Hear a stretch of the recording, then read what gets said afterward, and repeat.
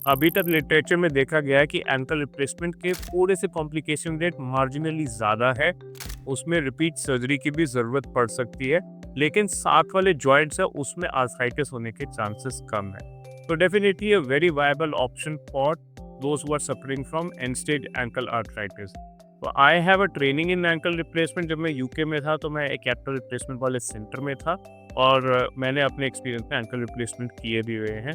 तो ज़ाहिर सी बात है कि जब ये इम्प्लांट इंडिया में अवेलेबल होगा so will be able to do all this ankle replacement और हम अपने पेशेंट्स को उसके हिसाब से हेल्प कर पाएंगे और उनको एक बेटर आउटकम दे पाएंगे।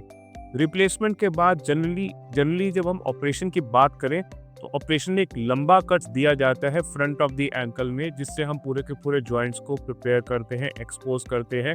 फिर हड्डी को निकाल के उसके अंदर इम्प्लांट डाल के उसको स्टिच कर देते हैं। वूंड हीलिंग के लिए और प्रोटेक्शन के लिए इनिशियली हम पेशेंट को प्लास्टर में रखते हैं और उसके बाद एक बूट के साथ लगा के 2 हफ्ते के बाद हम पेशेंट की मूवमेंट शुरू कर देते हैं। लेकिन जॉइंट क्योंकि थोड़ा सा कमज़ोर है तो हम नॉर्मली प्रोटेक्टेड वेट बेयरिंग रखते हैं, यानी कि बूट के साथ ही चलाना शुरू करते हैं, जो कि लगभग 1 से 1.5 महीने ऑपरेशन के बाद तक रहता है। उसके बाद हम उसको हटा के एग्रेसिव फिजियोथेरेपी करते हैं, जिसमें कि हम रेंज ऑफ मोशन भी ले आए और स्ट्रेंथ वगैरह भी ले आए। तो डेफिनेटली एक ये ऐसा प्रोसीजर है जिसका लॉन्ग टर्म अगर हम देखा जाए कंपैरिजन, तो फिर लॉन्ग टर्म में आपके एंकल में मूवमेंट रहेगी।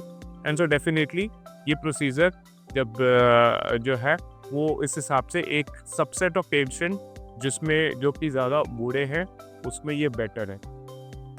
रिप्लेसमेंट हम जनरली उन पैरों में फिर भी रेकमेंड नहीं करेंगे जिसमें डिफॉर्मिटी बहुत ज़्यादा है। तो अगर 20 डिग्री के करीब के अगर एंकल में डिफॉर्मिटी है तो जनरली उसमें रिप्लेसमेंट सक्सेसफुल नहीं है, तो उसमें हमारे को जनरली फ्यूजन सर्जरी ही करनी पड़ती है।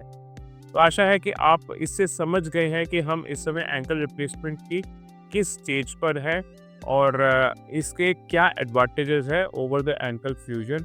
And sure enough, in the next 1 year, we will start doing ankle replacement in our